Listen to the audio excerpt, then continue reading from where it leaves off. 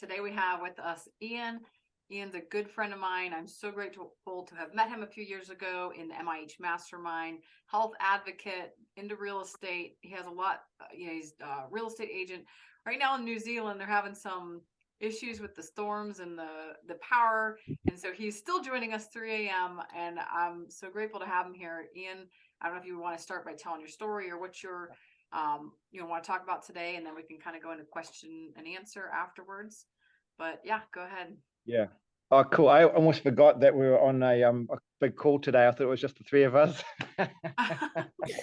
So yeah. But my eyes are finally adjusted to my little phone screen, and I can see there's a few people there. So thanks so much, everybody, for joining us. Yeah, we've just we're coming out the other end of Cyclone Gabrielle. I'm not sure that you guys even heard about it a week or so ago, but it's knocked New Zealand around quite a bit, and some places in New Zealand worse than others. Our small town, which is Whangarei, just 2 hours north of Auckland, New Zealand's biggest city, you've had it pretty hard, and we've been without power for a week tomorrow, and probably another week before we get power back on. But you know what? This has reminded us that so much to be grateful for. You know, we've still got the roof on our house. We've got endless supply of water since we live in the country, and our water tank is completely full. But it's amazing how you rely on power so much for simple day-to-day things. Like even my car is stuck in the garage because it doesn't have a side door, and the remote control obviously doesn't work. So we've been relying on Teresa's car for this last week just to get Daniel to school and other things as well. But we're happy and healthy. So yeah, I've been investing in property for about 15 years in New Zealand, 2 years in multifamily. My long-term friend Hadar, he's one of the mentors and one of the two guys, along with Marco, who set up MIH Masterminds about 3 or 4 years ago. So it was an absolute delight and a privilege to join that group, that community 2 years ago, and I just haven't looked back. You know, the friendships that I've made, like with Eric, Nico, Valerie, Dumel, hopefully he's on this call too. I can't see what's going on, and a lot of other people. So it's really leveled up my brain in regards to how I think on a day-to-day basis. Things that used to bug me in the past suddenly are very trivial, and I don't even give them the time of day most of the time. But I'm doing MIH1 because I'm passionate about helping people, but also I love property, and I'm doing it for my family and for life choices too. I've got family in England that are getting older, and I just want to be able to travel to go see them whenever I want. And I don't want to rely on the government for my superannuation in the future. I just don't even think it's going to be there. And I know what it's like to have no money coming to New Zealand when I was 5 years old, having to clean movie theaters in the weekends with mum and dad because just to make ends meet. So I know what it's like living day to day and not sure where your next meal is going to come from. So that memory has stuck with me, and some people can use that as a negative and live like that for their whole life. But for me, I've turned it around and made it a positive, and it's like, okay, let's do whatever it takes. But money itself has never been my driver, though I do have champagne taste, I must admit, but trying to accumulate vast amounts of money or earn lots of money hasn't really been my thing. So I haven't done much for that until about 15 years ago. And I thought, well, I've got to make a start. I'd met Teresa, my wife, and it wasn't until she was pregnant with Daniel almost 10 years ago that we thought, gosh, I've got to start providing for my family. And I started buying properties in New Zealand. And because of our income, we hit a ceiling pretty quickly. And we thought, well, you know what? We're doing better than pretty much everybody around us. And this I guess this is us. And then I found out about MIH, and I realized that with leverage and the benefits of investing in the States, that there's a whole new world available to me. So I've just been a student from day one, learning on a regular basis, daily, weekly, monthly, just jumping on as many calls as I could with people on meetups, the whole 9 yards. And because I just can't go and catch up with people for a coffee in the real world, you know, I jump on as many Zoom calls as I can. And I set up the MIH Well Chat 2 years ago. I wanted to add value right from the start, just to see if I could help people, add some value. And because I've been involved in wellness and nutrition for about 30 years. I think a lot of people have benefited from that Well Chat, both through the chat itself and just reaching out to me individually. And also I've learned heaps through that chat as well. So it's been fantastic. Well, that's fantastic. I don't know if people have questions or if they want to talk about anything specific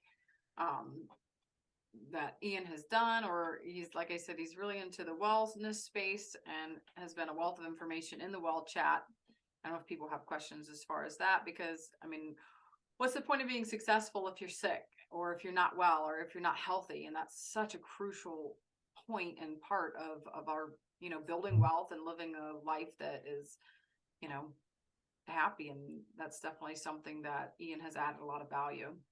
Ian, I'm sure many people probably want to know, in terms of your daily health and wellness routine, if you could kind of take us through that, because really that's probably the foundation, the building block for everything that you do and the success that you've achieved.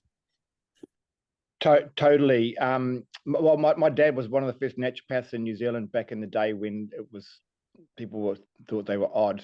So I didn't go down that track in regards to getting trained up, but I certainly have tried to live that lifestyle as much as I can. Though I still enjoy my treats. From time to time, I think life's too short not to indulge on that. So I think having things in balance, and a key thing for me really is things that are sustainable. Like, how many people join the gym and then 2 months later they don't go back, but they don't cancel it because they know that if they cancel it, it's a sign that they piked out, right? So that's how the model is set up. And for gyms, they don't expect everybody to go because they know people will continue to keep paying for at least a while. So my morning routine is really what sets me up for the day, because I think with a great morning routine, all the other habits, good habits that you want to put into place will flow on from what you've done first thing in the morning. So first thing in the morning, I have a big 16-ounce glass of water, beautiful water, a little bit of Himalayan salt, some squeeze of lemon juice, and some apple cider vinegar. So that really alkalizes my body, my stomach, and gets me going. I've just in the last month or two started doing some breathing exercises. So I'll go outside just as the sun comes up, which is about 3 hours after Eric's already been up. But I look towards the sun, not directly the sun, of course, but near it. And it's actually really, really good for your eyesight to actually, and your circadian rhythm as well, just to be looking at the sun instead of your screen or something else, or artificial light inside. So while I'm doing that, I'm doing 30 heavy breaths. I like this. And on the 30th out, I hold that as long as I can, and then I add another 8 seconds. I'm reading this book at the moment, Game Changers. I'm not sure whether you guys have heard about that. The guy who set up Bulletproof, and he says, whatever you push yourself to, do it for another 8 seconds. I thought, wow, what a great idea, because I normally stop when I feel like I'm busting in something. So I'm trying to add 8 seconds. So after 8 seconds of the breath out, I take a really deep breath in, and then I hold that as long as I can, then add 8 seconds to it. And then that just really burns my lungs, gets my brain going, my blood, and everything else. So that's a great way to do that. I haven't read Breathe, no, Nico, but that's something I do want to do. So that's that. And then I come inside. Oh, I'm doing it. I'm barefoot on the grass as well. So I'm just trying to connect with the earth at the same time. These things sound a little bit corny, but they really do work. Which is cool. So then I come inside, get my Bible. I read a chapter of my Bible, speak out 5 things that I'm grateful for that day. The very first one is that being able to get out of bed. We take being able to get out of bed for granted every single day, but you just need to go visit a hospital ward to realize that actually getting out of bed is actually a gift that particular day. So that's the very first thing I'm grateful for. And then it's 4 other things. And more recently, I've been adding MIH into my 5 things that I sort of rotate or whatever pops up. And then I do a stretch routine. So I ran for 30 years, so my legs and that aren't as supple as they used to be, but it's surprising with perseverance how I've been able to capture back a lot of my mobility just from stretching. I feel like I'm in a 30-year-old body now because of the stretching that I do. I have a stretch and then a plan B stretch. So I everything that I do, if I don't have the time or the energy or the inclination, I've got a full back thing, which is a light version of it. So I'm doing the same thing every day, but sometimes I'm just doing the light version so I don't miss a day. And the thing is, if you miss a day, don't beat yourself up on something, but don't miss 2. Because once you start missing 2 days on something, that becomes the new habit of doing it, and you'll see that you'll fade away. So that's really, really important for me. I fast. I don't have breakfast. I don't miss breakfast. Though when I go to Cambodia in June in the States and then to England to visit family, I'm just going to do what everybody else does. So I'll be enjoying breakfasts and all that kind of thing too. But yeah, so I fast for at least 18 hours a day most days. Don't miss the food, and got it set up here. I've got my spin bike, rowing machine, sauna, free weights, Olympic rings on in a tree. I do sprints. Yeah, so everything is pretty much free. Like everything I've got in my gym is secondhand, but really good quality stuff. Because it's great buying gym equipment because people buy it with good intentions and they don't use it. It's great for hanging their clothes on. So why buy cheap foreign stuff, right? New when you can buy really good quality stuff for the same price, hardly used. I love that. Ian, I wanted to ask you, like, as far as diet goes, there are so many diets, so many different ways of eating. Like, you've got the paleo, intermittent fasting, low carb, keto. What do you think is one of the best, I don't know, like diets? I hate to call them diets because it's just a way of eating. It's not necessarily just weight loss, but what is the best long-term form of eating? What do you think? Well, yeah, I don't like the word diet either because it sounds like a regime or something that's not enjoyable. So I think I've never used that word, and I see people that do, like my wife's friends. You know, they're always talking about it at work and all that kind of thing. And I think, okay, that's probably not going to last very long. So for me, it's more about because obviously everybody is different too, and I'm mindful in the wellness chat that what I use or what I do may not work for everybody else. So whatever it is, it's got to be sustainable. Like what are you trying to achieve? I guess that's really the number one thing. And then how can you make it fun and sustainable? And who can you have that's going to be accountable to you? Because we'll often cut ourselves short, but we often will do things for other people. So if we say to someone, hey, I'm going to lose 10 pounds this month or whatever, and you tell somebody about it, and even your kids or something, that just by that accountability, you're more likely to follow through. So I suggest to people just do their own research. Think about what's going to be of the most benefit for them. Why do they want to do something? Is it because now, honestly, I think it's better to be whatever overweight, but happy in yourself than to try and be a certain size or whatever and be miserable, right?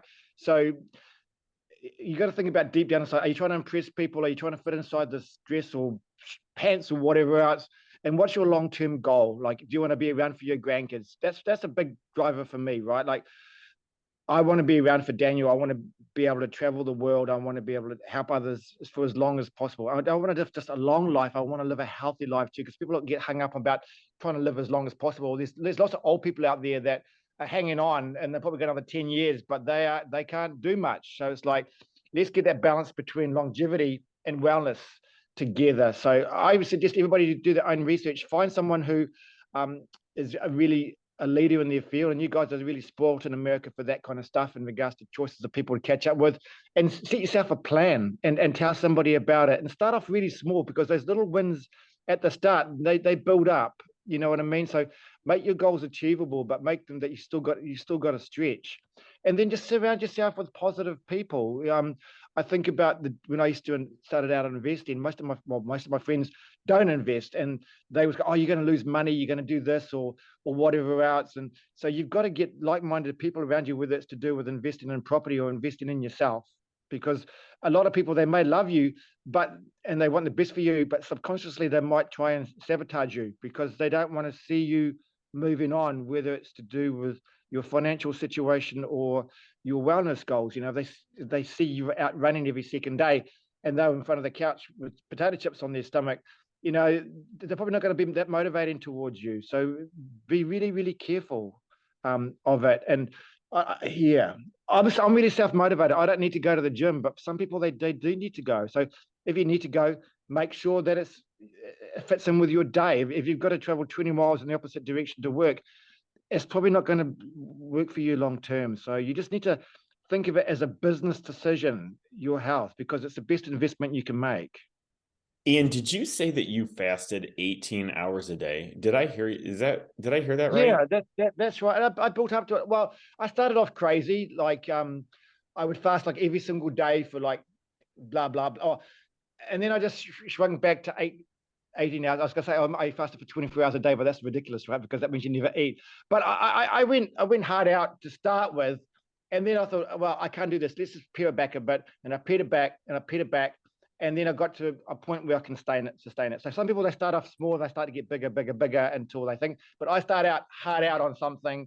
And then I think, I can't do that. And then I get to something that I can manage. And then once a month, I do at least a 24-hour thing. And I do a detox protocol as well, where I have things like niacin and bentonite clay, to detox my body once a month, just to get heavy metals out of my body and stuff. So sustainability is the number one thing. Like, I will always have my drink for the rest of my life, because I can do that every single day.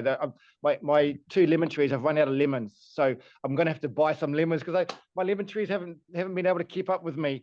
But everything's got to be sustainable, and it's got to be able to be fitted within your day as well. That is impressive discipline to fast for 18 hours a day. I am here to admit to you that I love food way too much, and I am not sure that I can honestly mentally make that commitment to fast 18 hours a day. That is so impressive. Well, come and stay. I'll get you on it. And I'm kind of jealous that you have a lemon tree. That's pretty cool. If anybody caught that too. But they're naked. They're naked. At the moment, it's funny. The last couple of lemons, I was cutting them smaller and smaller to make them last. The pieces smaller and smaller to make them last. But yeah, fasting's great, and it's amazing how quickly your body adapts as well. Like, it really, really does. Because you think about our days 2,000 years ago, right? Like, we didn't have fridges and stuff like that, and 3,000 years ago, whatever. We had to go out and fight for our food and kill it. So our body can adapt to that principle again, and it just means my mornings are freed up to focus on other things. And when I do eat, it's my first meal is either a salad or a smoothie. So it's basically the same stuff, but in a blender if it's a smoothie. So I make sure the first thing in my body is really, really healthy. So I'll either have a late lunch, or I won't eat till dinner time. But I'm not hungry, and but dinner's important because it's a social time, and I want to share the time with Teresa and Daniel. But yeah, if anyone's got any questions or any challenges or walls that they're facing at the moment, I'm more than happy to have a quick chat now, and give them my 2 cents on that, or 2 pennies. I think. Hey, you guys Ian. over there. Hey, Vlad, how are you? Yeah, hi, I'm great, thank you. I just wanted to say thank you so much, and I'm doing fasting as well. It's working wonders for me, and I love it. And it's not a diet, but it's a way to unload your body of toxins and things that clutter it. So my longest one was 50 hours, and it was 50. awesome. It was great. Wow. But I want to ask you a quick thing about working out and protein versus perfect aminos. So if in aminos you have same benefits as a protein powder, but in protein powder you have like 200 calories in a scoop, then what is the benefit, or is there a benefit of a protein powder after a workout if I can just eat like 5 aminos and have the same protein, boost or whatever protein load? Yep. No, I appreciate your question, and I saw your comments on the Well Chat a week or so ago. So I used to be, back in the day when I used to go to the gym when we lived in Auckland, I was pretty jacked for my size, like veins sticking out like pipes and all that. And I used to take protein powders and all that. And then I realized that actually, what am I trying to achieve here? Like, I used to really admire Bruce Lee's body. Like, when you looked at him, he looked like a normal guy, but when he flexed his muscles, all these muscles popped out, and the definition was amazing. So I think that's the body that I really enjoy having now. Like, if you were to look at me in a t-shirt, you think, oh, this guy's probably could do with a good meal. But when I am doing something, everything just really stands out on me, and I really like that. I don't take protein powder anymore. I haven't for a long time. I do take certain supplements that enhance my workout and my endurance levels. I can't show them to you now because it's freaking pitch black and it's 3:30 in the morning here. But I'm more than happy on a separate conversation, Vlad, to show you what really works for me. I've spent a lot of time on the exercise, strength, supplementation side of things, and I finally got my hands on 4 to 6 supplements that I get really good results from. but none of them are actually a protein powder. So I don't really feel like I need it. I'm not trying to put on bulk or anything else like that. So yeah, more than happy to have a chat to you another time, and with Olga too, and just show you that my supplements, and we can talk about it then if that works for you. But yeah, unless you want to get pumped up and all that kind of stuff, for me, adding protein powders and BCAAs and all that kind of stuff, it's not probably that big a deal. For me, it's more being able to push harder with my cardio to really get my heart going and the endorphins and all that. Yeah, thank you so much. I don't want to be, huge and bulked up. I used to be before. I don't want to anymore. It's because when you lose it, you'll, droopy and floopy. So exactly. So I want to be fit, and I need something for recovery, and I do both. I do HIIT exercising and weight, like light to medium weight. So. That sounds good. Book a call with me, mate. Well, let's catch up again anyway. And I'll have my supplements by my computer when I've got power back, and I'll show you through them. And you might want to give some of them a try. Of course. Thank you so much. Thank you. You're yeah, welcome. and fasting. Try fasting. It's not that Oh hard. my gosh, it's the best thing. Listen. Finish eating at 4 p.m. Right? You can last for a few hours without eating. Go to bed, and there you go. You got from 4 to, let's say you go to bed at 10, you got 6 hours, and then you're sleeping for 8, you got 16 hours right there. See, it's easier than you thought. So. Yeah, things are different. I think for women too, menopausal women, I think fasting in the morning is not a good idea. So I think before anyone endeavors on anything, that they get medical advice or some sort of health advice before they do anything, because everybody's different, and definitely as you get older, the differences between males and females in regards to the best way to do things is different too. So it's definitely not one size fits all. I do want to throw in there, it's not as hard as you think, though. I laughed when No. Eric had his reaction. Like I do I'll start eating at 10 a.m. and then I quit at 6. And it's not, it's just, Nice. you wait a little bit longer before you eat, and then you just stop at 6 instead of just snacking all evening. Because we have our dinner, we have our supper, and then I just don't eat after that. And it doesn't really feel like I'm fasting. Yeah, snacks are the big things, because it doesn't give your body a chance to have a break as well. And yeah, it's interesting. Snacks is the biggest thing, I think that trips people up, because their body is always breaking food down. It doesn't get a chance to rest, and when you fast, your old cells, they get eaten up by your healthy cells, right? So it's like vacuuming your body out every day. So imagine if you didn't vacuum your house for a week. That's what it's like if you're constantly eating and snacking for 18 hours a day. Hey, yeah, guys, and I also want to add to Eric. Eric, you could totally do it, man.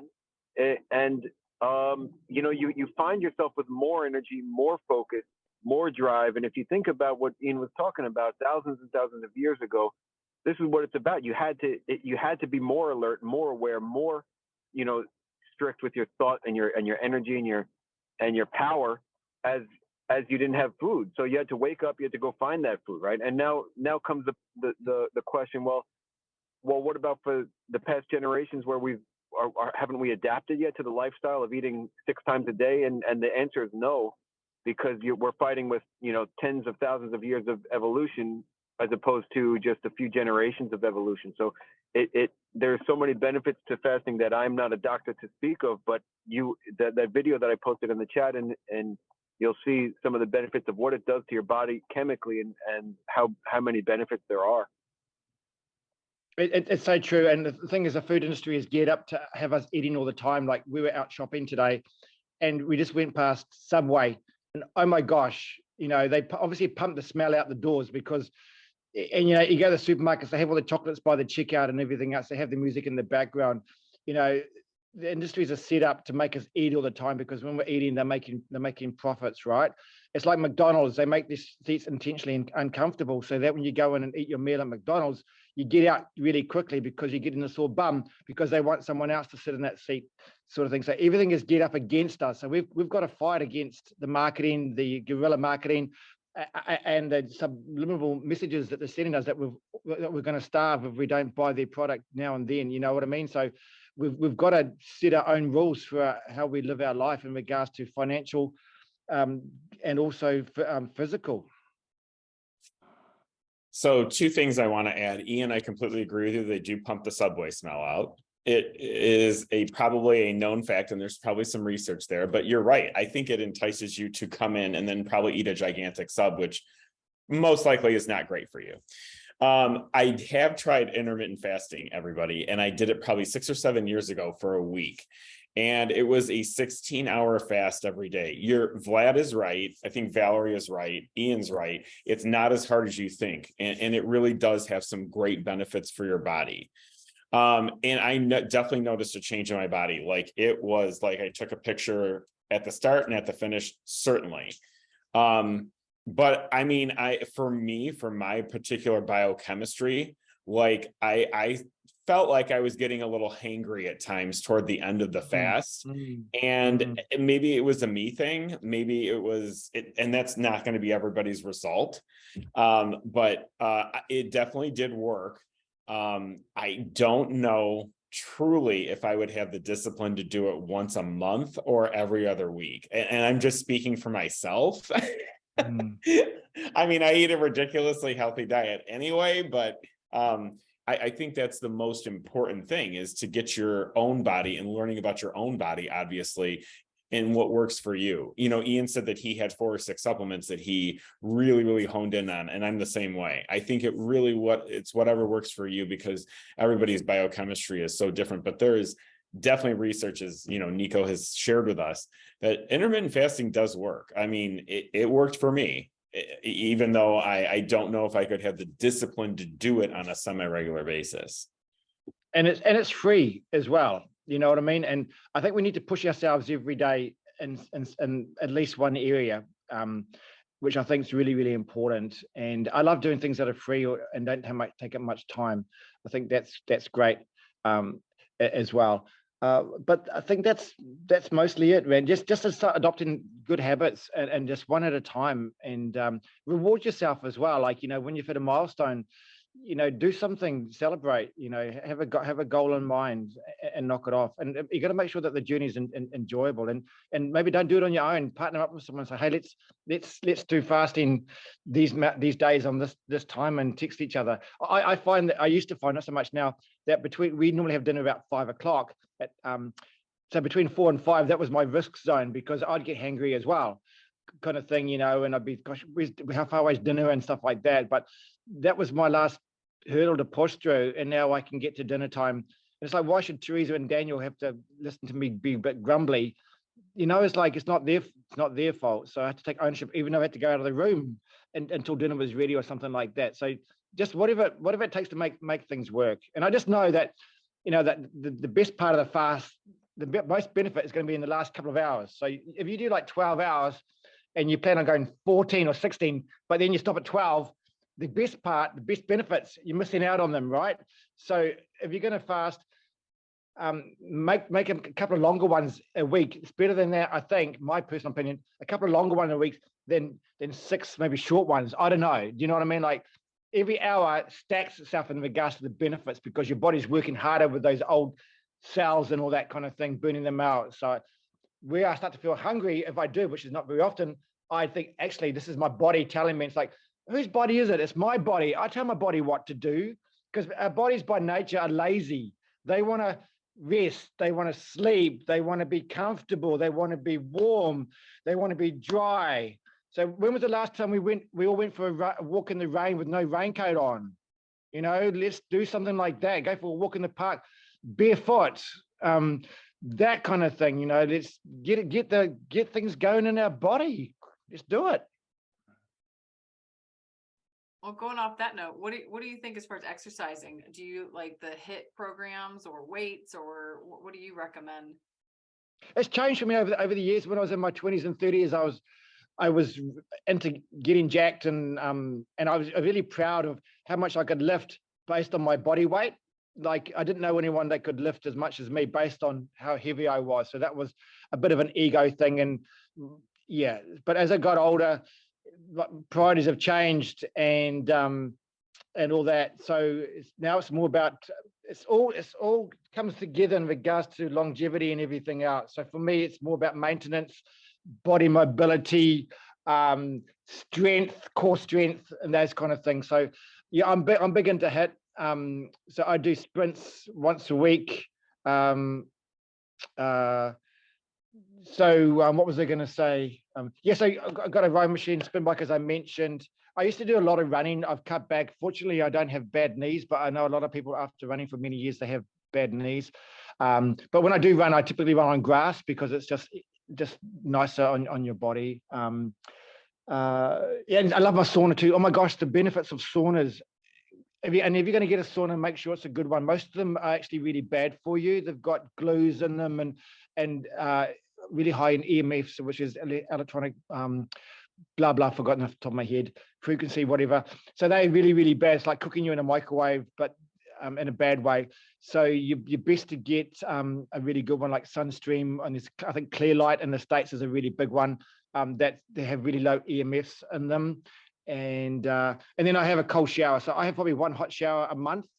So I feel like it's such a luxury having a warm shower.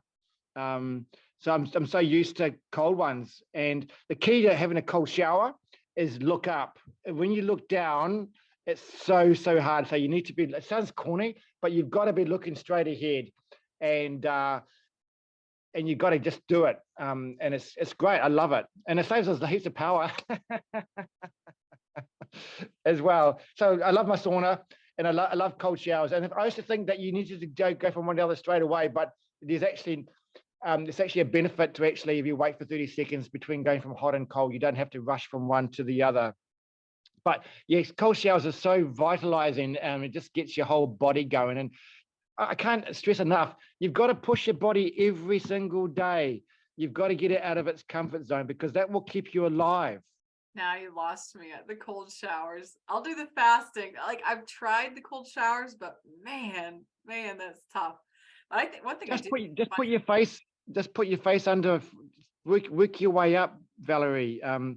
It's doable, man. Like, that's all we used to have 2,000 years ago, right?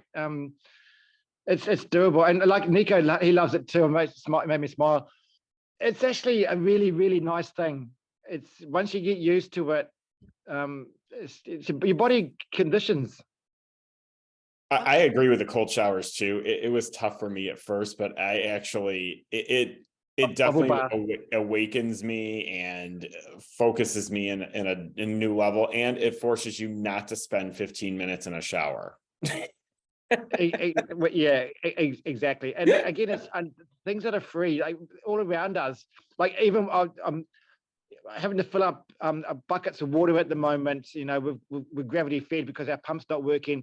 So while our bucket of water is filling up so we can do our dishes, I'm doing squats, just crouching down and going up. So if you're boiling the jug, do something, touch your toes while the jug's boiling until it stops boiling. There's opportunities all around us every day to do something that's going to push that needle. I have something to say about the showering. Hey, really interesting that I've found, and I take these obnoxiously long, super ridiculously hot showers, and I love it. But a lot of creative thought happens during that shower, to the point where I actually got a dry erase marker, and I have like one wall in the shower, and I actually will take notes on it as things pop into my head. That's so awesome. It's that rhythmic pattern similar to executives doing like needle points, where you just kind of, you block out everything else. You're just in this place, and then your mind tends to go into some place of deep thought where a lot of ideas get sparked in the shower. And I've heard other people experience that too. So I sort of use it as a different way to start my day. Good on you. That's a great way. And there's something in our body called brown fat, which is actually the healthy fat in our body. So if you guys don't know about brown fat, research it, and because that gets activated when we put our body into stress, particularly cold water. So we want to activate the brown fat in our body. So if nothing else from today, jump off this call, Google brown fat and the benefits of it, and I think it'll make you smile. Because we need a reason, right? Like why have a cold shower or do anything if there's not going to be some benefit? So you've got to associate the benefit to the pain. And I think once we do that, things suddenly become a lot easier. I visually, when I'm fasting, I visualize these round, healthy cells eating the dead or zombie cells. I literally visualize that. So that makes my fasting even more motivating. Hey, Ian, since we've been talking so much about the importance of health and wellness, tell me how that translates for you into your achieving your real estate goals and anything that you want to achieve in real estate. So maybe share with us what your goals are for 2023. Perfect. Okay. So, hey, I'm in a couple of LP deals in America. Where am I? I don't even know where am I? I'm in Oklahoma, and I'm in Kansas City, right? So that's cool. Haven't visited them, wouldn't even know.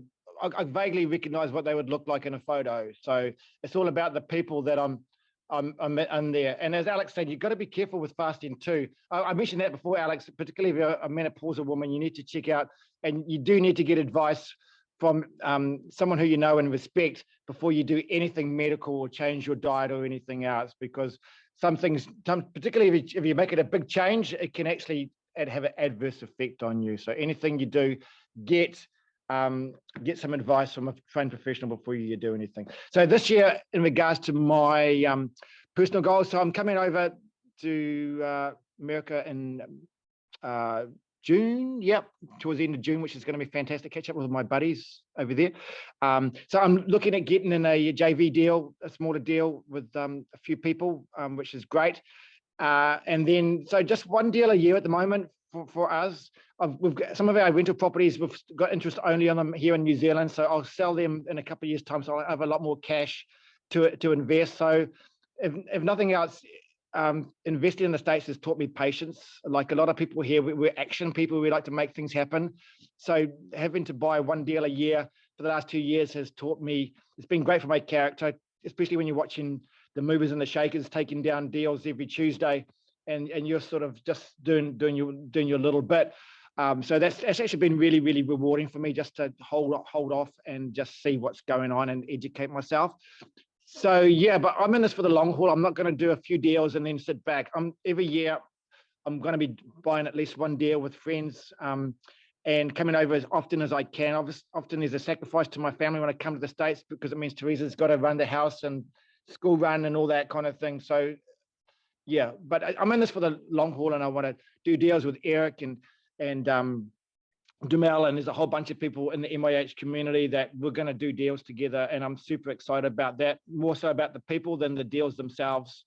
But yeah, I think if you guys live in the States, get to every meetup in person that you can, because being in New Zealand, I can't do that. So sometimes we take things for granted, and I know that if I was in the States, man, I'd be at everything. People go, oh, he's back again, you know. I'd be going everywhere all the time, catching up, shaking hands, eating food, and buying properties with people.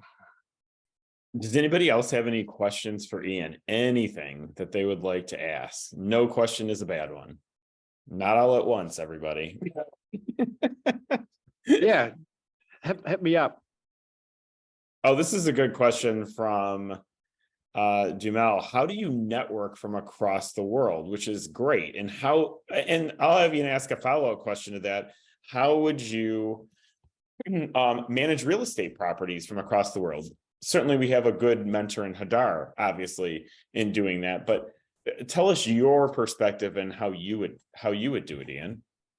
Sure. Hey, Dumel, he's my brother. I'm looking forward to catching up with him in Florida in June. It's going to be an absolute highlight, and all that. So yeah, I guess I've got to make 98% of the effort, because in the 2 years I've hardly had anybody reach out to me and say, hey, Ian, you know, I want to get to connect with you. So I'm the one that's got to work in with other people and reach out, and I naturally don't mind doing that anyway. Yeah, so Yeah, using Zoom, I never even used Zoom before I joined MIH, so it was all new to me, and the time differences and all that, it was a little bit confusing, especially when daylight savings would start in some parts of the States and not others, and then New Zealand and all that. But now I'm just in a zone. I try and book 3 calls a week. Yeah, it may or may not be shirtless. I like that. So yeah, I have 3 calls a week minimum that I try and book, and I forgot for a little while to rebook calls with people I had spoken to in the past, and I've started being more conscious about reconnecting with people like you, Eric, and Valerie and Dumel, because it's I think when you start having those second and third calls with people, you start to go a little bit deeper. And another thing too is I always put something out of myself. I try to, if I remember, something personal into that call, something that makes me a little bit vulnerable. I think if we make ourselves vulnerable in a call, that connection, that it gets that authenticity, gets you off the bat straight away. And I think that's one of the things that Marco and Hadar have done, and I'm eternally grateful for both of those having me in MIH, is that authenticity within the MIH group. You're in a safe place right from the get-go, right? And I've had some calls with people outside the group where I've been on other calls and met them, and great people, sure, but sometimes I think maybe then I don't know, but it's like in MIH, you can just freaking you're home in a way. You know what I mean? Like you feel like you could go stay at their house, you have them at your house, and all that. So yeah, I love the connecting with people, because it's the only thing I've got. I can't get to a building or a restaurant to see you guys, so it's the best thing I've got. And in regards to things, so I'm just an LP at the moment, not just an LP. So everything is automated. So I get the checks once a month and all that. I've got an American accountant who will be talking to my New Zealand accountant and all that kind of thing. So I've just been putting my name down and getting involved in properties, and then worrying about all the other stuff when it needs to be. But obviously, in a JV deal, I'm going to be a lot more hands-on, which is what I want to do. I want to get in there and problem solve, add value, and be really creative and give a Kiwi perspective on things too. It's like I'll be going, hey, why do you guys do it that way? You know, if you thought this is how we do it in New Zealand, people might go, oh, that's a good idea. You know, so I just want to add a Kiwi flavor to the small team that I'll be doing JVs with in the future. Hey Ian, this was amazing. I'm all pumped up. I'm like ready to go for the day, right? And I was wondering, in New Zealand, do you have a network out there? Maybe you do some networking out there, or are you kind of like a pioneer reaching out over here and doing your thing on your own, or do you have like a network over there that's doing similar things to what you're doing? Good, great question. So there's only I think 3 or 4 of us in New Zealand. There's Hun, which he's in a few deals with Hadar, and he's like an underwriting ninja. So he's helped a lot of people in the group. He's based in the deep dark south in Christchurch. I've never actually met him in person. And then we've got Liz Mole. She's been in the group for about 12 months. She lives in Auckland. You guys might have seen some photos of me and her and Hadar and his brother in Auckland about a month ago, just before the cyclone. But I think I'm probably I'm the most proactive, apart from Hadar, actually reaching out to people in the States. Yeah, I'm really big on relationships, whether it's to do with because I'm in real estate in Whangarei. I'm a realtor in Whangarei, so I'm all about connecting people, whether there's any benefit to me or not. And I'm interested in people's stories. I just want to find out where they've come from. You know, what country are they from? Are they from somewhere else? Because you find similarities and things that you can learn from them in every conversation that I have. And you know, we came to New Zealand when I was 5 years old. And it was tough back then, and there's a lot of immigrants in America as well, so I can relate to their stories where they've come over with their family and had to learn maybe English as a second language and start from the ground up, because that's pretty much what I did when we came to New Zealand. My dad couldn't read or write. He's written 2 books and he was a teacher, right?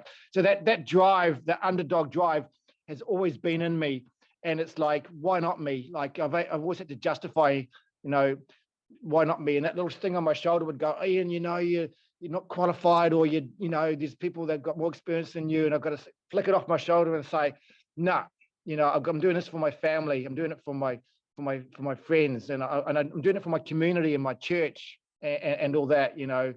And I don't want money or barriers to be a time for me, because so much of my life was one of those 2 things, or both, that would stop me from doing something or going somewhere or that. And it's like, stuff. I'm over that. I'm here to have a big life and to give big to other people. Awesome. Thank you. Have you happened to connect with Austin Wang, who's on the call right now? Have you met him? I don't think so. I haven't heard that name before, no. So he has a podcast about first generation immigrants who have succeeded in real estate or other business ventures, and that's his main focus. So I know he's on the call, he turned his video off, but you should absolutely connect with him because his podcast and what they're doing is amazing, because that's the main focus. And I think you'd have a really good story to tell on there as well. And it's a really cool thing that they're doing. Oh, thank you, man. That's great. Yeah, I'll definitely make sure that I'll catch up with him. It'd be awesome to have a conversation. Ian, definitely connect with Austin. I was on his podcast with him and Aman. It was very good. Although I did not know that, Michael, about having podcasts with first generation immigrants. That's really actually a very cool spin on real estate investing in life. So the podcast was very good. It was a very conversational half an hour, Ian. So well worth your time to connect with Austin. Oh, that sounds good. Is he doing the podcast with Aman, did you say? Yeah, he's doing the podcast with Aman. So yeah. it's basically them co-hosting it, and it's just the three of you. Yeah, it's just the three total people just kind of conversing, and they'll each ask questions, and the questions they ask are very good.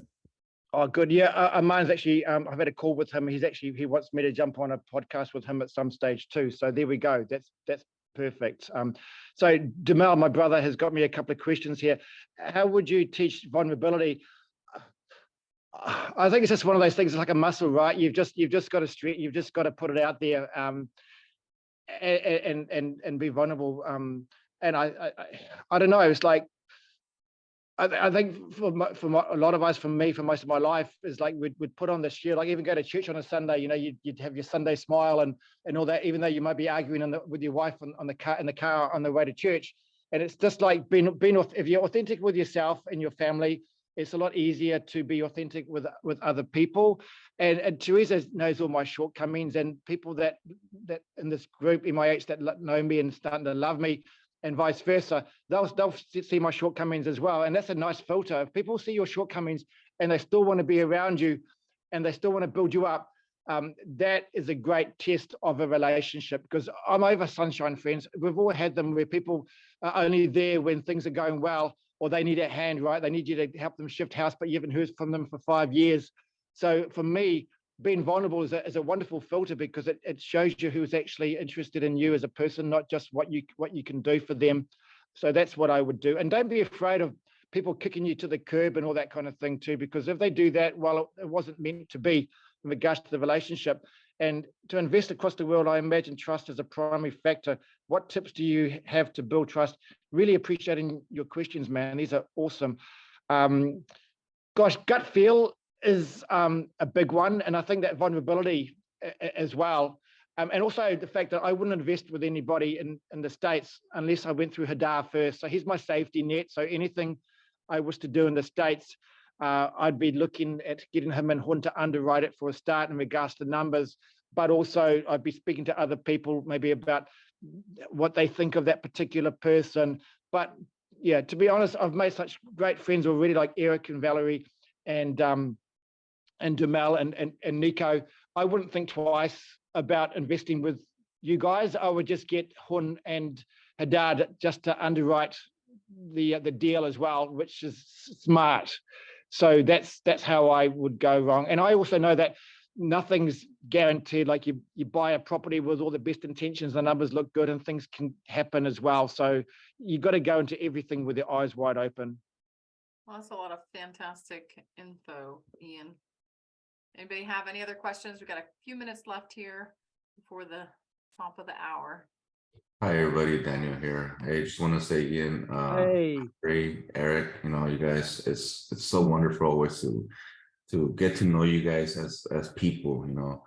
I was reading a book recently by Chris Voss, and I just got done with the book, and he says, you know what, be a true person, and people show your vulnerabilities, and people will accept you and actually want to do things with you. It's be honest, be frank with each other and everything. But I also just want to say too, you know, I've started doing this diet on February 1st. It's my 18th day that I've been on a diet. I've lost about 18 pounds, give or take. And it's tough because I'm so used to the sugars and how you guys were talking about earlier, how the food industry wants to keep us addicted to all the sugars, to all this fast food and everything. And it's true. Yeah. I cut out sugars and it's tough. I'm a sweets type of guy. I like my chocolate and everything, and just having cut that out, it's like your brain goes through a surge. You know, it's like, what's going on here? You know, Withdrawal, maybe. it's withdrawals. You know, and it's like Eric was saying earlier. You know, you become hangry. You seriously, Yeah.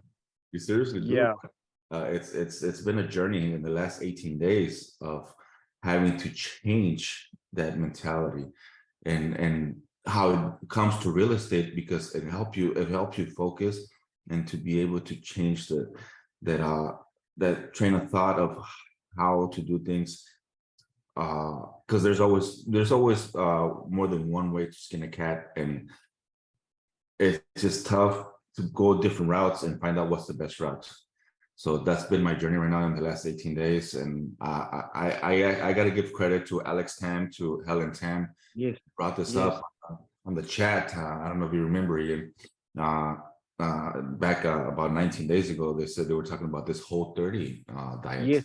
And I've Yes. started it, and I've got the list right here, the list of everything. If you guys want to look it up, it's Awesome. about the Whole30.com.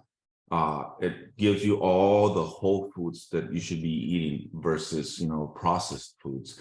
That's mainly the problem here in the US and in the world, how the food industry has put us on this chain of train of thought of having to eat all those processed foods, you know, and that's what's killing us, honestly. It's the food industry with all the sugars, all the bad fats and everything. So I just want to thank you guys. This is always hour with Valerie and Eric, and you know how you guys host this. This is wonderful. We love it. Yeah. Thank you. Yeah, I love you guys. So grateful to have you on here, and I know that we're going to be doing deals together in the future. The six of us, you know, our little ones and everything too. And there's a good documentary called Big Sugar. If you haven't watched that documentary called Big Sugar, it's definitely well worth a look. And yeah, having Alex and Helen in the well chat is just amazing. Like just their knowledge and their access to particular products and everything else.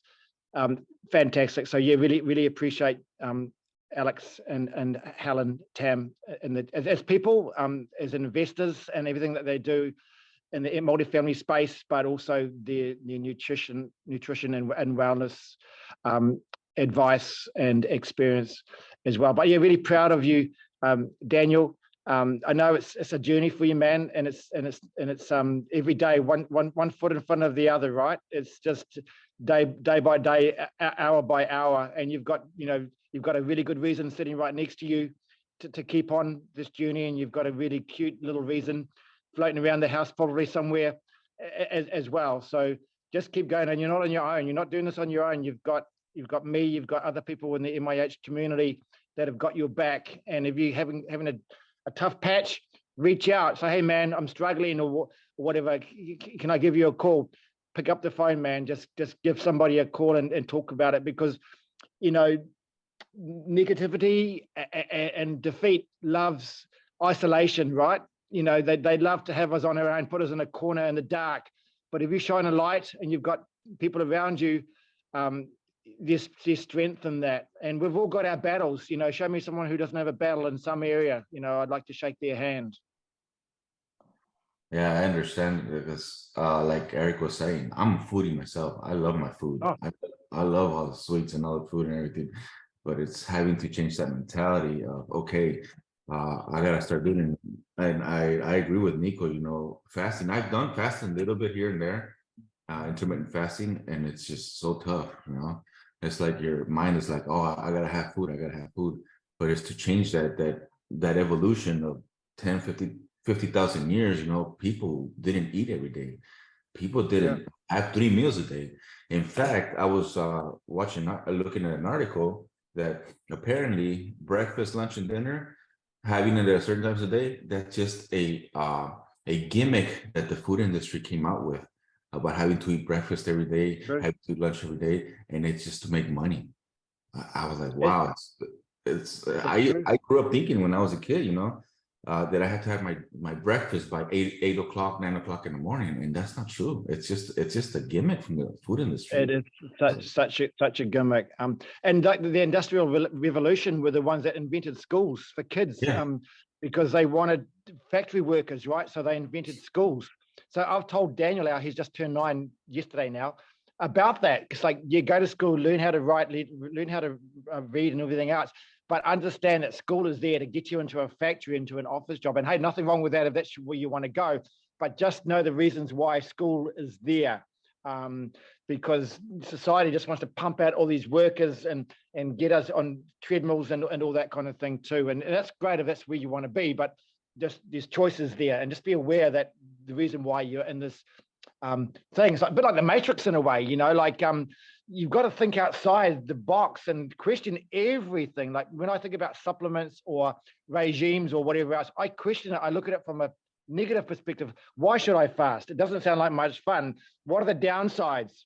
You know what I mean? Like question everything, no matter what it is, and get other people's opinions. Like when I think about a supplement, I cross-reference 2 or 3 different people that I value their opinions, doctors, and I see what they have to say about something before I'll give it a try, and if it's going to fit in with me. So don't just take one person's word for something, because there's so much hype about everything out there, and it's like the latest this and the latest exercise and all that kind of stuff. So we just got to be really careful about what we believe. Awesome. Thank you, guys. I brushed off my potato chips, like you were saying, being a couch potato, brushing off your potato chips.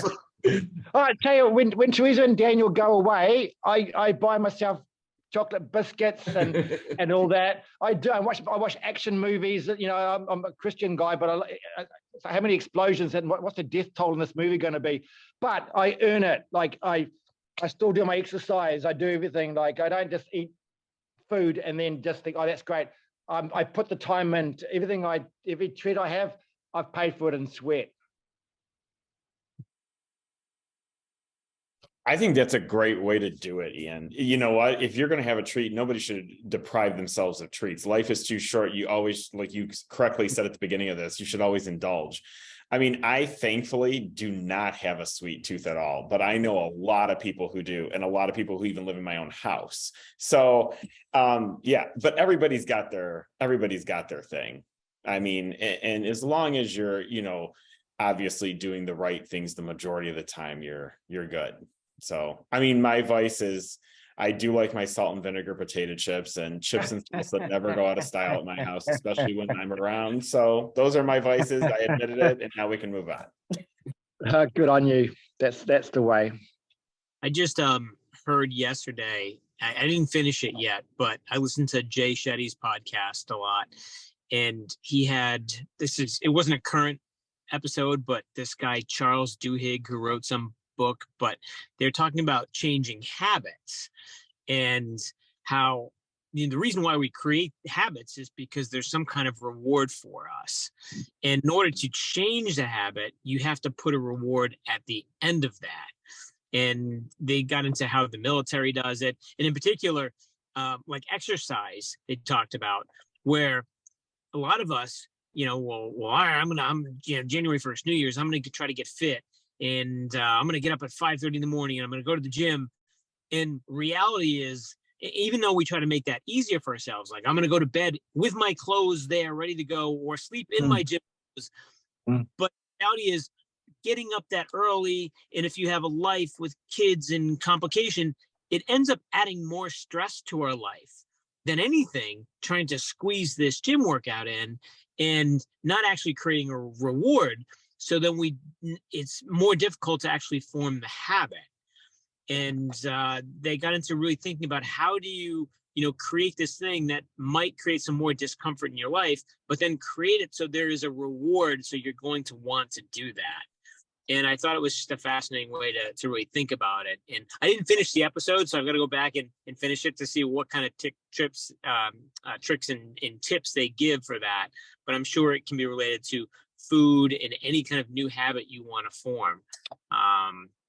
So just thought that was Yeah, that's a good point. The book Atomic Habits, I've just recently finished reading that, and there's some really, really good information. So obviously, as a single person, it's a lot easier to work your day in regards to exercise and all that.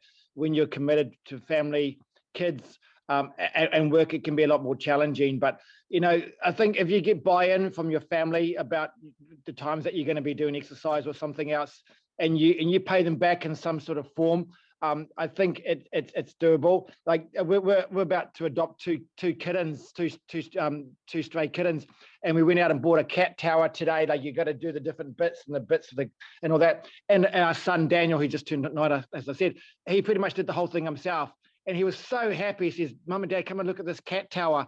And I said to him, "Daniel, that's amazing. The feeling you feel right now, hold on, remember this feeling, because when you're doing something else and it's challenging and you want to stop, remember this feeling, because this feeling will get you through. That's the reward." Ian, so you're one of those guys, though, that's wired differently, similar, I think, to myself, where for you, the exercise is the reward. It is. It is. I cannot not do it. Honestly, it's like part of my day. It's like driving my car, exercise. I don't even think it's a no-brainer. Some people need to go to the gym. They need that motivation, whatever works for you. But I just like my own stuff and all that. And I know what people my age, most of my age, look 15, 20 years older than me, and they think differently than me as well. So yeah, there's a difference between my biological age and my chronological age, and I like that gap, and I've worked hard for that gap. How old are you, Ian? I'm 56 in April. Excellent. I'm a couple behind you. Nice. We should all be so lucky to look like you at 56. It's all good. Yeah, no, it's fine. Like I'm into like be careful in the sun, you know, healthy moisturizers without going crazy, of course, right? But you know, yeah, lots of water, you know, a bit of collagen. Yeah, I just find, for me, it's not just cardio; it's like the whole gamut of wellness. Right, mental wellness, eyesight's becoming more of a thing as I get older.